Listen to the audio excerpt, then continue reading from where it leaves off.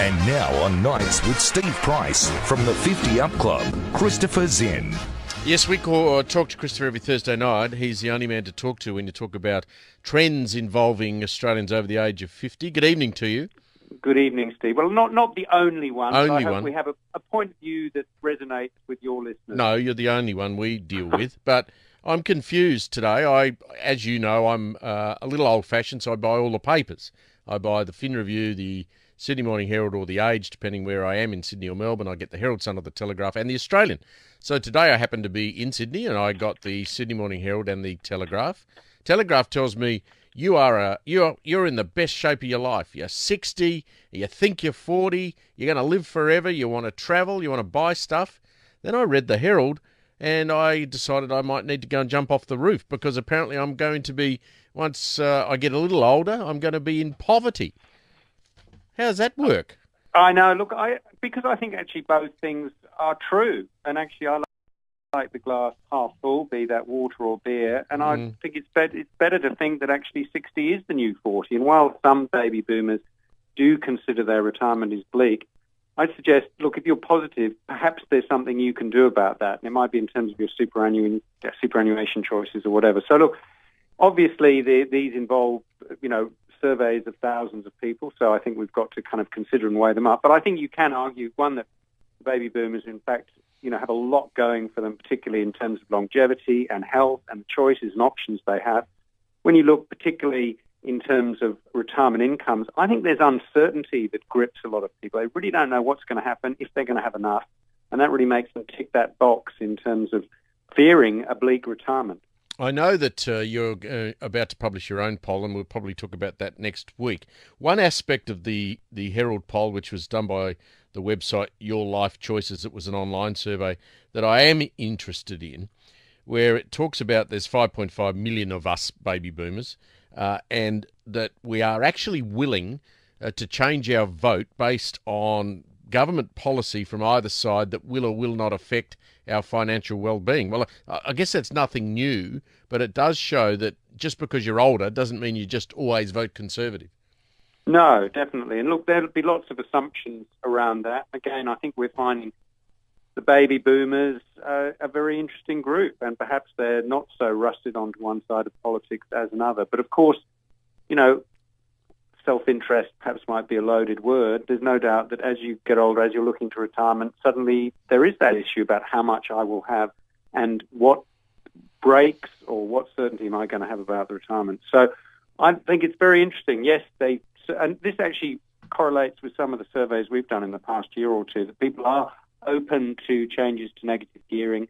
They are open to tightening of tax breaks around superannuation. They don't, as a block, think it's terrible and just lay off. But it'd be interesting to know, how much of that they think should apply to other people as opposed to themselves and their own circumstances. Yes, and I see in there that they talk about the family home being included into any pension eligibility assets test if it's worth more than $2.5 million.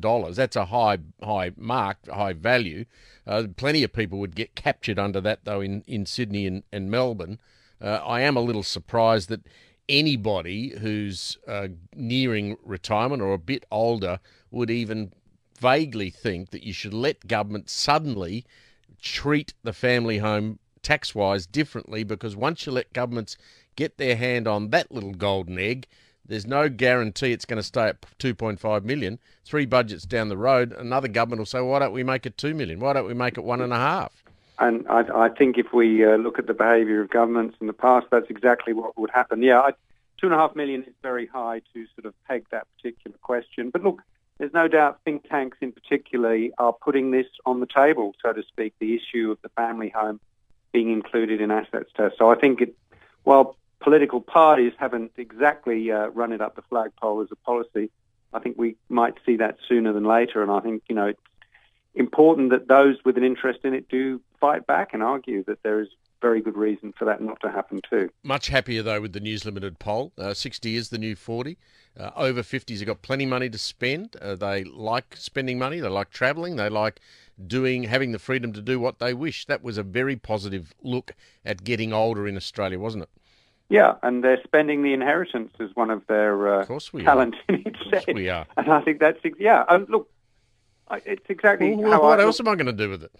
Yeah, exactly. Pass it on, or you just don't know what, we've heard death duties being talked about, again, by God the help think us. tanks, not politically, but all these things, you can be sure as the budget really becomes more and more difficult to repair and cuts harder and harder to find, more of these things might be put on the table. And I think it's important to maintain some sort of covering fire to ensure that those who do have an interest, particularly older people, are informed, do know, and can make their voice heard. So the 50 Up Club, what polling have you been doing, and when are you going to release it? Well, we're going to put the poll up very soon, and it's going to look at issues around the budget and the election. So, of course, that is superannuation, that is retirement. I hope we'll be able to put the questions, perhaps a little, not questions for 2.5 million houses worth 2.5 million, but ones that will resonate more with the 50 Up Club demographic as we understand it. So I'd really encourage people to have a look. It is extraordinary, the number of people who do respond to these surveys, and most of all the comments, which are always interesting, often hilarious, sometimes libelous, but always well worth a look at. Go online and have a look at that, folks. And, of course, this time next week, we will have had a budget from Scott Morrison and Malcolm Turnbull. And so any of these suggestions of what might happen for those of us over the age of 50 will be known, and we're going to have a very real choice come election day between Labor's policy, particularly on things like negative gearing and superannuation, compared to the government's. Yeah, I think, and it's, and I'm sure there's a whole lot of people who are very confused, certainly with the negative gearing argument, because there's, all sorts of people arguing all sorts of different cases. Good to catch up, Christopher. Talk to you next week after the budget. Yeah, thanks a lot, Steve. Christopher Zinn from the 50 Up Club.